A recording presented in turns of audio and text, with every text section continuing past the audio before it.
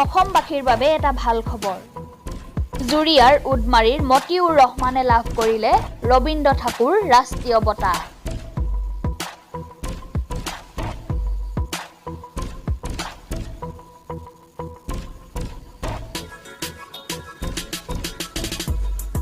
যোৱাকালি কলিকতাৰ ঠাকুৰবাৰী প্ৰেক্ষাগৃহত সমতা সাহিত্য একাডেমীৰ বিশেষ বঁটা ৰবীন্দ্ৰ ঠাকুৰ ৰাষ্ট্ৰীয় বঁটা বিতৰণ সভা অনুষ্ঠিত কৰা হয়।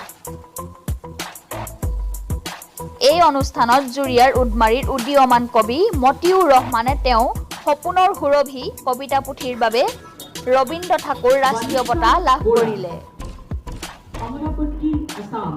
His profession is agriculture and business. He is great writer. Several books have published. He is recipient of various এই বঁটা লাভে সমগ্ৰ জুৰিয়াৰ লগতে জিলাখনলৈ গৌৰৱ কঢ়িয়াই আনিছে।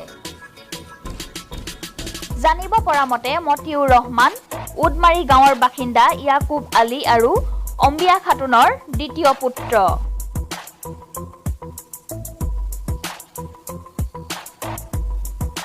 জুৰিয়াৰ পৰা নিজামুল হুছেইনৰ ৰিপৰ্ট, হেল্ল' অসম।